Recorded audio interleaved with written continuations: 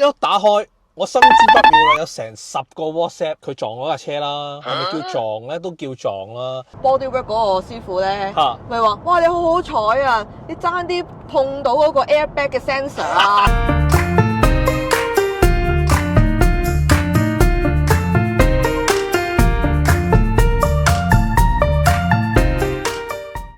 咁大家睇到標題咧，都知道啦，好唔好彩啦？大約1個月前啊，一兩個月前一個啦，你當係1個月前啦，當咁啊有一日啦，咁我翻緊工喎，咁啊 YM 啊 WhatsApp 我啦，咁但係我翻緊工嘅途中咧，我通常都睇唔到電話嘅，一打開我心知不妙啦，有成10個 WhatsApp， 唉咩啊 miss call 係嘛？係 miss call 又有啦 ，WhatsApp 又有啦，咁佢揾到我咁急，咁我已經知道心知不妙啦，咁一睇啦，比我預期中咧係好彩嘅，因為係佢撞嗰架車啦，係咪叫撞咧？都叫撞啦，小意外，好少意外啦。咁我哋今日想分享唔係話去撞車，係覺得好多嚟到英國啦，本身嗰啲車行咧，我真係好想講咧，好無良啦。咁其實個事發經過咧，就係有一次就係送完 Haley 翻學，咁跟住我就翻屋企啦。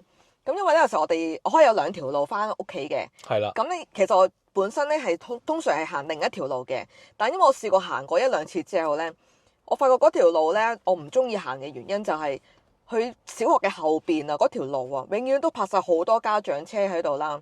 咁我唔中意，因為變咗條路窄咗啦。咁即係左右都有泊。係啦，咁我唔中意咯。咁所以我就咁我行第2條路啦咁樣。咁我行嗰條路之後咧，咁啱嗰日咧就係倒垃圾嘅日子。咁咧嗰條路咧，嗰個人咧個垃圾桶，我唔知佢係因為擺出咗啊，定係我真係咁啱真係冇留意到啦。咁就撞咗落去垃圾桶度。另外一個黑仔嘅地方就係平時垃圾桶咧，其實佢唔係話好重嘅啫嘛。但係佢個垃圾桶咧，成噸重咁樣喎，真係。係灰桶嚟嘅。係灰桶，佢係塞滿晒，係勁重嘅。因為之後咧，去個垃圾桶就瞓低咗啦。咁我塊鏡亦都係甩咗啦。咁然後咁我拍埋咗側邊，咁我就幫佢執翻垃圾。其實我除咗想幫佢執翻垃圾之外咧，我想揾翻我塊鏡啊。佢係個蓋，佢塊鏡咧就喺度，佢甩咗個 cover。係啊，咁一個白色噶嘛，我架車個 cover 係。咁諗住，咁推冧咗人哋又幫佢執之餘咧，我就順便 𥄫 下我嗰個 cover 喺邊咧，睇下可唔可以吸翻落去啦咁樣。跟住咧，咁我執好多垃圾落去。跟住咁我執嘅途中咧，屋主都出咗嚟嘅，2個屋主都出咗嚟。咁咧就我同佢講，因為咧我甩咗塊鏡，咁其實個蓋啊，咁我都想睇下見唔見到咯咁樣。咁佢就都有幫我睇啦，一齊執一齊睇咁樣。咁同佢側邊草叢啊嗰啲都有揾過，真係好離奇，冇咗個蓋，白色嘅。我就係諗緊會唔會執嘢嗰陣時候咧，佢抌埋落去個灰桶，因為佢始終膠嚟㗎嘛。冇，因為佢知佢又嚟睇我架車啊，屋主都，因為佢話你架車好新好靚喎，巴咁樣啦。我係啊，但係我想揾翻個蓋咁樣。咁佢話，咁我留咗電話俾佢啦。咁佢話如果我哋見到之後飛唔知邊度啦，佢見到就會揾，即係會打翻俾我啦。其實都好好人嘅個屋主。咁佢都即係冇怪責我啦，話即係唔好意思啦，整冧咗佢垃圾桶咁樣，佢都冇嘢嘅。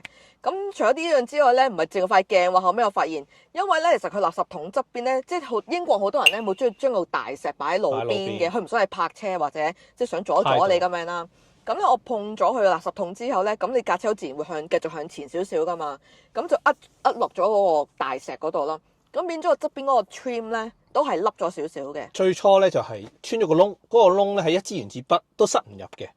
咁啊，好細個窿，都有凹少少，有少少凹。咁嗰塊係膠嚟嘅。咁啊之後同我 YM 講，大鑊啦，咁去報價啦，咁佢當日即刻去報價。咁個翻嚟個報價單咧都可以接受嘅。個殼唔見咗啦，下邊有少少爛咗啦，咁啊同埋嗰條膠啦，咁啊開白。咁跟住之後，我哋冇報保險啦，即係驚第二年個保險會貴好多啊嘛。係啊。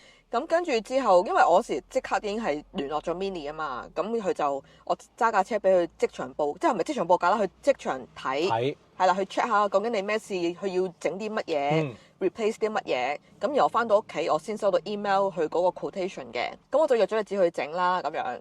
咁然後就放低咗架車之後啦，咁啊幾個鐘後，咁就接到個電話。唔係接咗電話，我係去攞車，佢話攞得車啦。咁我去攞車，同走咗巴一齊。咁跟住之後咧，就同我講，我話咁個鏡就 replace 咗啦 cover。咁但係咧嗰個 trim 咧，佢發覺，因為原來咧佢話佢底下咧，其實你都 damage 得好犀利喎。其實我睇咧，大家可以睇翻相啦，佢係有少少凹咗喺下邊頂咗上嚟。但係咧，我睇過，我 send 俾啲熟車嘅人士啦，佢就話唔影響嘅，你啲馬仔咧係冇問題。其實你噏翻嗰嚿膠落去咧，已經係安裝到㗎啦。但係 Mini 嗰人咧就話，因為原來你俾之前 check 嘅時候咧睇唔到啊，原來你 damage 得咁犀利啊，咁所以咧個師傅咧冇經驗裝唔到條嘢上去。咁就話你去第二個區嘅 Mini 啦，佢話嗰度咧有啲犀利啲嘅人嘅，即係比較 experience 啲嘅人嘅。咁佢當刻咧就嗰張單咧，我哋最初話800磅啊嘛。咁原來佢未計 VAT 嘅，咁即係1000磅多啲啦，咁1000零仲要計埋人工。咁因為佢整唔到嗰度啊嘛，咁佢就冇收就200鬆磅啦，200淨係收咗鏡，收鏡800幾，連埋人工800幾磅咯。咁嗰一刻我哋就諗啦，哇！咁問佢啦，哇！大約咁會唔會落到去係唔同價錢啊？咁佢就話我唔知道，因為佢好穩陣嘅嗰啲 staff，佢話即係話我唔知道會幾多錢啊！你過去報啦咁樣。咁我第二日咁就放工就揸架車過去另外嗰個地方嗰度去 Mini 嘅報價啦。咁我就同嗰個男人講，即係可能 manager 我唔知咩人啦。咁我就同佢講我之前咧佢收我呢個價㗎，Crew 個 Mini，咁係咪應該都係差唔多錢啊？嗰個即係 replace 嗰個 trim 咁樣。咁佢就話應該差唔多嘅啫，我最多貴少少。係啦，我會俾個 discount 你㗎啦，到時咁樣。咁嗰陣時候咧，嗰條 trim Crew 係收我哋200，當250啦，連埋人工。咁係啦，我要提一提大家250啊。咁跟住咧，佢個報價係啦，咁跟住咧佢就報價咧就係千幾磅，1300幾，連埋 VAT。咁跟住哇爭咁遠嘅，跟住嗰刻我就哇，我心諗呆咗啦，頂啊！即係其實我問嗰啲朋友係好簡單嘅一樣嘢啦。佢仲貴過我原本係鏡加個 trim 個價錢啊！咁我即刻哇，心諗咁唔老實㗎，點解？即係其實係可以安翻上一樣嘢啦。咁點解佢要收咁貴啊？佢就解釋話：我要幫你拉翻直少少，同埋噴翻油。咁其實最嬲咧就係話，我哋嗰度咧有少少向上凹啦。咁佢咧喺箍嗰度咧，佢有嘗試幫我哋拉翻出嚟。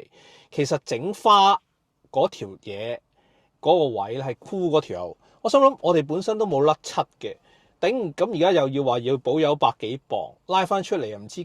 加人工啊800幾磅，咁嗰條嘢啊100幾磅咁樣。同埋開頭我哋好嬲啊！開頭我哋同翻 crew 個 Mini 講，不如你安翻條舊嘅上去啊，因為我其實覺得可能係即係如果俾1300磅，係啦，我寧願唔整啦。因為其實佢仲 OK 噶嘛，即係佢少少粒，其實你離遠睇你唔覺得有啲咩嘢㗎，其實可以唔換嘅，基本上嗰條嘢。跟住佢就話：哦。我哋裝唔翻上去喎，係喎，死都話裝唔翻條舊嘢上去喎。好嬲啊嗰下！我想你拆到落嚟裝唔翻上去。佢話guarantee 唔到會整得好啊咁樣咯，成日都係咁講咯，即係 Crew 嗰間 Mini。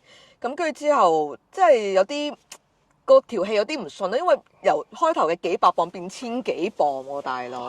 其實我之後咧有 email 過去 Mini 度講翻呢單嘢，我都冇同走佬巴講。我真係唔知。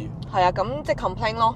因為 Mini 嗰個女人好招積噶嘛，同我講你咪去 Mini 度 complain 咯，佢叫我噶嘛，我咪聽佢講咯。係啊，因為我哋最尾上去其實都有少少不愉快噶嘛，講到少少啦。跟住佢就話你咪去 Mini complain 咯咁樣。因為都成30萬買架車啦，新車，即係你咁嘅服務態度咧，我覺得係差嘅。跟住咁我 send 咗 email 去講晒成件事啦，即係話報價嗰樣嘢。咁跟住佢就覆返我咧，就話其實。佢哋原來咧每一間 Mini 咧都係佢哋自己決定、自己 manage 嘅，基本上係話我哋都控制唔到 Mini 嘅報價。咁嗰刻我就會覺得，原來佢哋係自己話事嘅，每一間都，即係你冇一個統一嘅一啲嘅 rules 啦。咁即係變咗佢哋自己開咩價就開咩價。即係可能你去呢一間同嗰一間唔同嘅喎。係啊，即係佢冇統一性咯。即係變咗，我覺得呢個咁又好似咁大間公司。咁大個品牌，原來你個 management 係咁樣嘅咯，即係你唔唔會咁樣噶嘛，即係你應該有一個 standard 啊，我做呢個 work 就係呢個錢，或者人工就係幾多磅一個鐘就 fix 㗎啦，應該 suppose。即係可能唔係係100磅上下咯。咁係啦，即係你唔會話爭咁遠噶嘛，即係變咗唔怪得佢哋任佢哋開價，你都冇監管嘅原來。所以咧，我覺得咧，如果大家維修，即係可能好似 YM 今次咁樣咧，即係佢一啲專係做 accident 嘅，係啦我嗰個 garage 係，咁佢都係 body work 嗰啲，佢係做得即係專業啦，所謂即係佢哋即係通常都係做 body work 嘅咯。佢咁如果你諗下，你拎個車房，佢唔係做噴油啊嗰啲嘢嘅，咁佢從中都會賺到你一嚿錢啦。即係因為佢彈俾人做嘅啫嘛，都係。咁啊，所以你架車壞就去車房啦。如果你去開花碰損要整噴油嘅，咁你要去 body work 鋪頭啦。係啊。咁啊，大家就問多幾間啦，即係呢啲。係啊，最好有熟人介紹啦。最好就有熟人介紹啦。咁啊，同埋我哋好得意喎，我哋問翻嗰個人啦。即係因為先前咧，我哋拍嗰條片啦，都有好多人問我哋，喂，你上門嗰個咁平？我話係啊，咁我哋都介紹咗，我諗都有10幾20個，即係有人問我哋咪介紹啦。佢話：係啊，有一排突然間好多香港人或者 Chinese 咧打嚟問，因為佢唔識分我哋香港人定 Chinese 係啦，咁佢話係好多 Chinese 啊，過嚟啊問嘢啊，整車啊咁樣啦。咁我唔知道最終係有幾多個啦，即係純粹咁樣好 casual 咁樣講啦。傾偈。跟住話係啊，因為我拍咗條片啊嘛，跟住咁你今次都要拍啦咁樣，咁我就開頭都冇諗住拍嘅。係啊，咁同埋講翻嗰個上門嗰個，即係之前講過咧，其實佢就掛牌嗰個做，或者其中一個師傅喺嗰個掛牌。咁嗰個 platform 咧，其實佢係全英國嘅，即係嗰啲上門即係好興咁，即係裝修都有啦，即係都有個 platform 咁你入翻你個 postcode，咁咪就喺嗰個區度揾翻個師傅去你度整咁樣咯。咁係咁，所以就算大家係上個 platform 揾師傅啦，都應該唔會揾得翻我上次嗰個師傅嘅。係嘛？係因為掛牌嘅啫嘛，可能其實佢有好多個師傅掛牌，仲要係你個區喎，仲要咁啊！大約你月噴一噴油都係百零磅啦，即係如果唔使點補嗰啲，即係淨係揩花碰損揾少少嘅。係即係純粹多個選擇，因為佢有啲佢覺得可以上門做到嘅嘢，佢咪會上門做咯。咁有啲 work 係可能你牽涉咗好多工具啊、電子嘢，咁佢就一定要喺garage度做㗎啦。係咯。咁我哋今日就分享到呢度啦。係啦，希望阿 YM 咧以後揸車就提下神啦，即係唔好咁唔小心啦。咁啱即係睇唔到。即係分咗心啦。咁佢今次都算係不幸中之大幸，人冇事，同埋只係鏡有事啫。咁啊，車身係毫無問題嘅。如果整到車身咧，嗰條數就襟計啦。係咪講翻？跟住咧嗰個 bodywork 嗰個師傅咧，咪話：哇！你好好彩啊！你爭啲碰到嗰個 airbag 嘅 sensor 啊！同我講係啊，佢側邊有個 airbag。如果你爆咗個 airbag 咧，嗰條數咧一定要 claim 保險。總言之就係好彩啦，因為係爭一隻手掌位嘅嗰個。係我都唔知。因為如果爆咗咧，我聽講係要翻原廠啦，咁啊同埋個價錢咧都唔會平嘅，可能幾千磅咁先整翻個氣袋嘅。係啦，今集就分享到呢度啦。拜拜。最後一 part 零件啊，都已經到咗啦。咁你唔好睇條嘢，都30磅。呢一個位啊，就我哋之前換嗰條 trim 啦，咁佢就連埋下邊嘅。咁我哋最後揾咗間公司咧，係收220磅啦，連埋呢條。咁啊，好抵噶啦！我哋最後一個功夫咧，就係抹乾淨呢度，黐翻呢條嘢上去咧，就搞掂啦。呢條咧都係原裝嘅，咁啊上網買啦，30磅啦。咁啊，首先搣咗呢條膠先啦。咁其實佢都係雙面膠紙嚟嘅。咁啊，再搣埋咧呢度呢條都係有條雙面膠紙。咁放翻落去，咁啊超級容易啊！呢度冇雙面膠嘅原來。